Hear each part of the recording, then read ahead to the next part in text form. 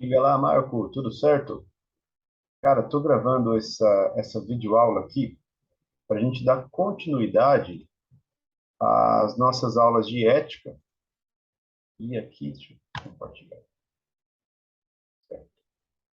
E aqui, Marco, a gente vai ver sobre a proposta ética do filósofo Friedrich Nietzsche. Não consigo aumentar a minha tela aqui. Vamos ver se foi.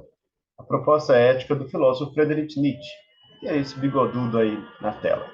Nietzsche foi um filósofo alemão, nascido aí, quer dizer, ele viveu na segunda metade do século XIX, nascido em 1844 e falecido em 1900. E vou tentar brevemente colocar aqui nessa videoaula pontos importantes de uma proposta ética nietzschiana, né, do Friedrich Nietzsche. Então vamos lá. Bom, primeira coisa, o empreendimento filosófico do Nietzsche é entendido como filosofia do martelo. Esse é um nome que o próprio autor deu ao seu empreendimento filosófico. Filosofia do martelo. E por que esse nome? Porque o objetivo filosófico do Nietzsche era destruir os ídolos. Né? Por isso, martelo. Ele vai destruir a marteladas. Ele quer martelar os ídolos. Beleza, e o que seriam esses ídolos? Os ídolos de que o Nietzsche fala aqui seriam essas ideias que são veneradas, essas ideias que são cultuadas pelas pessoas. Por exemplo, a ideia de verdade, a ideia de Estado, Deus, bem e mal, sagrado e por aí vai.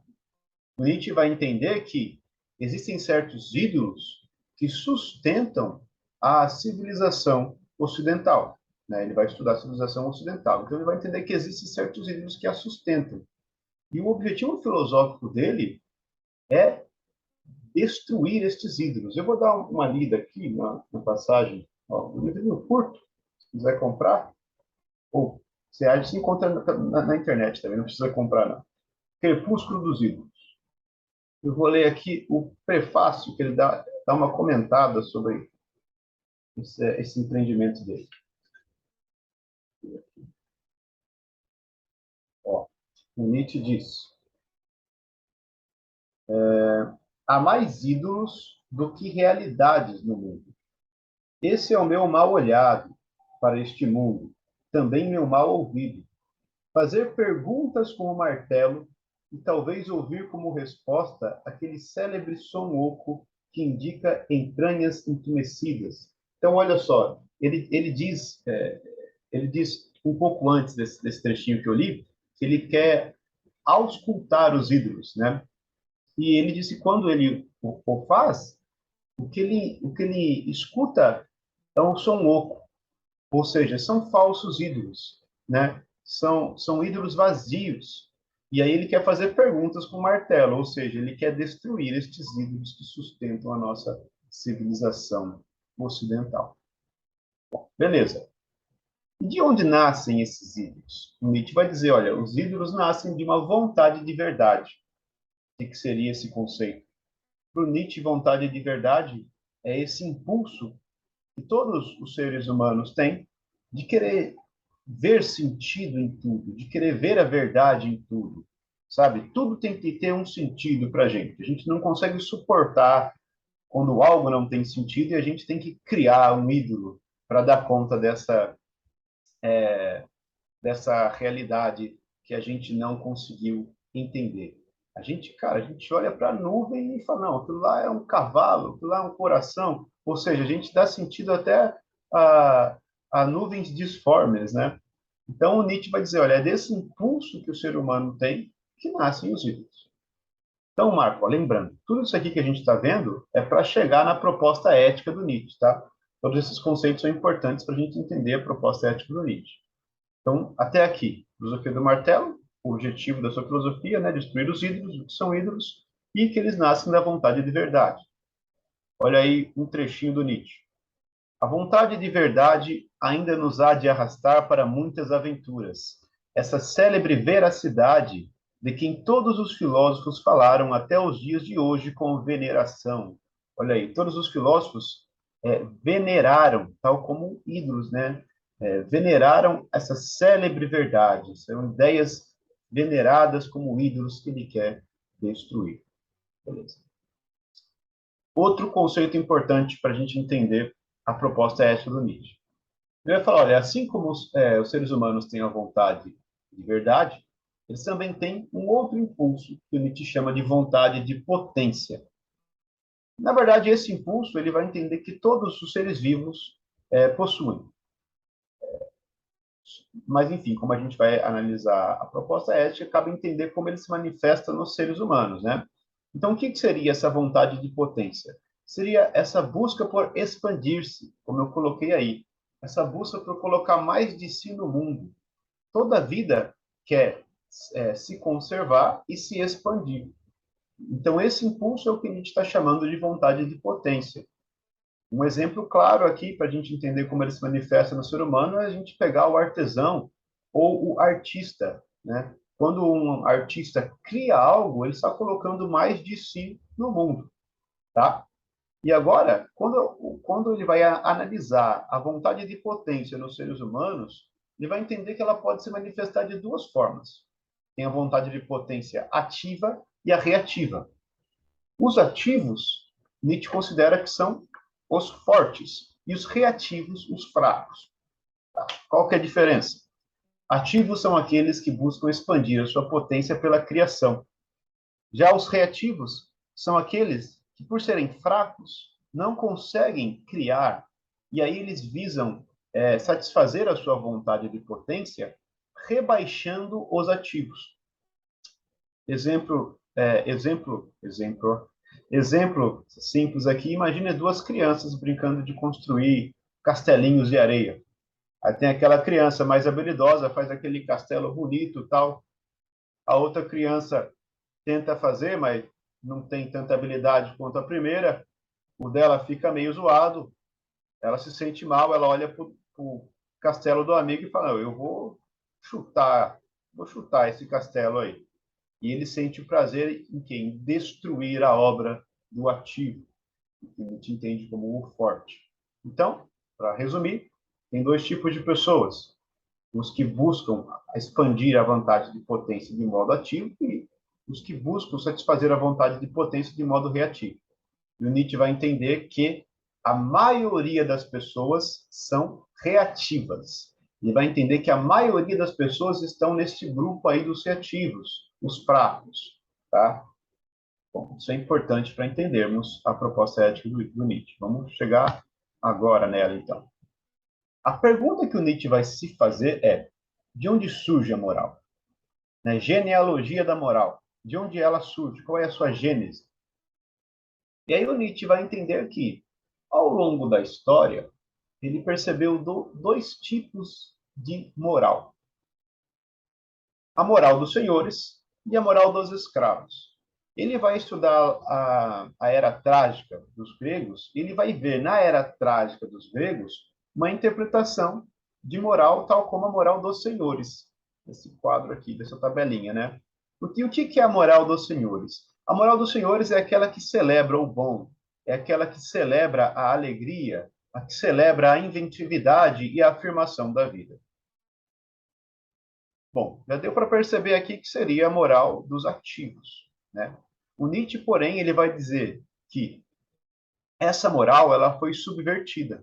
Ela foi substituída pelo que ele chamou de moral dos escravos. E o que é a moral dos escravos? A moral dos escravos, ela vai substituir a ideia de bom e ruim, tal como a moral dos senhores, pela ideia de bom e mal, ou bem e mal. Qual que é a diferença? Quando a gente fala de bom e ruim, a gente está falando de, por exemplo, ó, tal lutador é bom, habilidoso, tal lutador é ruim, não tem habilidade. Ou o jogador de futebol X é bom, o outro é ruim. Isso é quando a gente trabalha com essa dicotomia de bom e ruim. Agora, quando a gente trabalha com a dicotomia de bom e mal, a gente não está falando só que o ruim, né, que agora passa a ser o mal, né, que o mal é alguém que não tem habilidade. A gente está colocando nessa pessoa um adjetivo moral e estamos o condenando moralmente. Fulano é mal. Eu estou meio que colocando na essência da pessoa um adjetivo moral negativo. É muito mais sério chamar alguém de mal do que de ruim, tá? E o Nietzsche vai dizer que a moral dos escravos trabalha dessa forma, com essa dicotomia de bom e mal. Não é o habilidoso e o que não tem habilidade, né? É o bom e o mal. A pessoa que ela é taxada como que em sua essência como alguém má. Bom, e a moral dos escravos, segundo o entendimento do Nietzsche, ela vai surgir de um ressentimento dos reativos. Porque o Nietzsche vai dizer, embora os ativos sejam fortes e os reativos fracos, a minoria é ativa. Então, embora os reativos sejam fracos, eles são mais numerosos. E por eles estarem em maior quantidade, eles vão passar a ditar a moral. A pergunta que o Nietzsche faz é: a quem interessa essas regras de bem e mal? A quem interessa a moral? Né? Vamos pegar aqui um dos valores celebrados aí pela moral dos escravos, né? A humildade e a igualdade. A quem interessa dizer que todos somos iguais, que todos estamos no mesmo nível? Isso interessa para o cara que se destaca ou para o medíocre? E o Nietzsche vai dizer, olha, isso é interessante. Essa regra interessa ao medíocre. Né? Se pegar um time de futebol aí, a gente pega Messi, Neymar, enfim, craques aí, Cristiano Ronaldo, e a gente os compara com jogadores quaisquer aí, de times pequenos, e a gente fala, olha, a quem interessa dizer que todos somos iguais? Né? É claro que não é ao Messi, ao Cristiano Ronaldo e ao Neymar. Isso interessa aos medíocres, que o Nietzsche vai entender que são a maioria. Então, quando o Nietzsche pergunta sobre a moral, é sempre interessante se fazer essa pergunta: a quem interessa? E o Nietzsche vai dizer que a moral interessa aos fracos, né? A quem interessa, por exemplo, você dizer que o certo é ter relacionamento monogâmico. Isso interessa ao pegador ou a quem não pega ninguém? Entende? O Nietzsche ele vai então entender que a moral é uma construção dos reativos originada pelo ressentimento, tá? Pelo ressentimento. E ele vai ver no cristianismo a vitória histórica da moral dos escravos. Porque os valores da moral dos escravos, todos eles o Nietzsche encontra no cristianismo. Bem e mal, bondade, humildade, igualdade, piedade, né? São valores que são celebrados pelo cristianismo. E o Nietzsche entende que, uma vez que o cristianismo venceu na história, aí é a vitória da moral dos escravos, né? É a vitória do ressentimento. E porque ele, o ressentimento foi transportado para a moral dos senhores. O Nietzsche entende que agora, se você quer seguir a moral dos senhores, você vai, por exemplo, se sentir culpado. Você vai se sentir mal por afirmar a vida. Se você é alguém que afirma a vida, alguém que fala, puxa, como eu sou bom, vão olhar para você e vão dizer, poxa, aquele cara é arrogante pra caramba. O cara se acha. Aí o cara vai se sentir mal por se afirmar, né? O Nietzsche ele está denunciando isso. Olha, hoje em dia, se a pessoa se afirma, ela é taxada como alguém arrogante, enfim. E a pessoa acaba se sentindo culpada pelo que ela fez. Sentir culpa por se afirmar.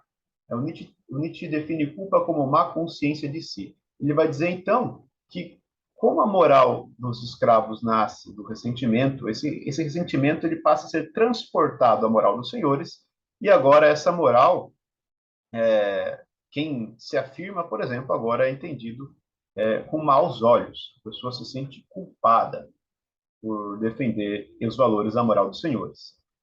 Tá, beleza. E o que Nietzsche quer, então? Qual é a proposta moral? Ele quer inverter esse quadro novamente. Transvaloração dos valores. Ou seja, a inversão dos valores, né? O Nietzsche ele quer trazer de volta a moral dos senhores. Ele quer acabar com a moral dos escravos e trazer a moral dos senhores. E ele vai dizer que o homem que consegue viver sob a moral dos senhores é o que ele chama de Übermensch, que a gente, infelizmente, traduziu por super-homem. Infelizmente, porque eu acho que fica meio tosco essa tradução, né? Seria melhor além do homem, mas como esse termo ficou bastante famoso, eu acabei mantendo-o aqui. E o que é o super-homem de Nietzsche? O homem que se levanta sem muletas metafísicas. O homem que aceita o mundo da vida. O homem que aceita o risco de morte. Ou, em outras palavras, o homem que não se esconde atrás dos ídolos, né? Quando ele diz aceita o mundo da vida, porque para ele tanto o platonismo como o cristianismo são filosofias de pessoas ressentidas com o mundo da vida e o rejeitam. Ao invés de aceitar o mundo da vida, o mundo como ele é, eles o rejeitam e criam um outro mundo. Platão cria o mundo ideal, no qual ele se refugia, segundo Nietzsche, e o cristianismo, segundo Nietzsche, se refugia no paraíso cristão. Por quê? Porque não aceitaram o mundo da vida. Não conseguem ficar de pé sem essas muletas metafísicas. E para Nietzsche, essas muletas nada mais são que ídolos ocos que ele quer destruir com o seu martelo, com a sua filosofia do martelo. Então, Nietzsche ele quer que a gente saia dessa moral de tu deves e entre na moral do eu quero, como eu escrevi aqui no finzinho do slide, né? Eu quero superior ao tu deves. Porque o Nietzsche ele vai entender, cara, essa moral de dever, como a gente já viu, por exemplo, com Kant, né, o imperativo categórico, nada mais é que ídolos que, quando a gente vai auscultar, a gente vê que eles são ocos. Por exemplo, a vida é sagrada. Não, eu vou agir assim porque a vida é sagrada. Nietzsche vai dizer, velho, de onde você tirou isso? Né? A vida não é. A quem interessa, né? A quem interessa acreditar que a vida é sagrada? A nós que estamos vivos. Ela de fato é sagrada? Nietzsche vai dizer, claro que não, né? O pernilongo que a gente mata com tapa não entra nisso aí. Ah, não, só é sagrada a vida dos seres humanos. Ah, é? A quem interessa? A nós, seres humanos, que queremos continuar vivos, claro. Para a gente é ótimo que todo mundo compre essa ideia, tá? Ou seja, o Nietzsche ele vai entender que as pessoas elas estão se escondendo em muletas metafísicas e seguindo o tu deves. E elas, na verdade, devem abandonar essas muletas e seguir o eu quero. Então, não é pelo bem da comunidade, porque a vida é sagrada, ou por qualquer ideia, ou por qualquer ídolo, que eu estou agindo assim. Eu estou agindo assim porque eu quero. Nietzsche quer que você assume que, no fundo, você age porque você quer, e não sob um imperativo categórico ou qualquer ética do dever, tá? O Nietzsche ele quer martelar e destruir esses ídolos, para que a gente aceite o mundo da vida, se levante sem muleta metafísica, aceite o risco de morte e afirme: eu quero. Bom, para finalizar, temos a proposta aí do eterno retorno do Nietzsche, que ela tem duas interpretações. Tem uma interpretação física e uma interpretação que a gente pode dizer que é uma proposta, uma forma de interpretar a proposta ética do Nietzsche. A interpretação física resumidamente, Nietzsche diz assim, olha, há uma quantidade finita de energia e matéria, e como há uma quantidade finita, vai chegar uma hora que tudo vai se repetir eternamente, daí eterno retorno. Tá? Essa é a parte da física. Interessa para a gente a ética aqui, o que isso nos diz sobre a ética. Nietzsche ele vai dizer, olha, imagine que uma divindade chegue para você e fale que a sua vida vai se repetir eternamente. Dos atos pequenos aos grandes, tudo vai se repetir eternamente. Essa divindade seria um anjo ou um demônio? Ou seja, essa afirmação iria te alegrar ou iria te causar pânico? Ia ser boa ou ruim? Ele vai dizer, olha, se você entende essa afirmação como ruim, você está vivendo errado. Está vivendo errado.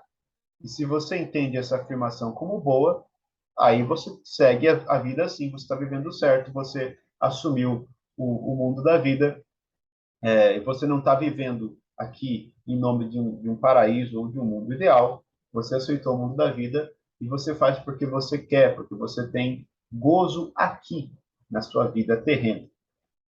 Então é só uma provocação do Nietzsche. Pô, como é que eu sei se eu estou seguindo a proposta ética nietzschiana? Se faça essa pergunta. Você iria gostar? se a sua vida se repetisse eternamente, se todos os momentos que você viveu se repetissem por toda a eternidade, se você iria gostar, você está vivendo certo. Se você não gostou dessa ideia, se isso te aterrorizou, você está vivendo errado, e comece a viver certo a partir de então. Tá? Então, resumidamente aqui, a aula sobre a proposta ética do Nietzsche. Marco, eu coloquei nos slides para você conseguir registrar no seu caderno, tá? Qualquer dúvida, manda mensagem para mim, a gente vai se falando. E é isso aí. Falou.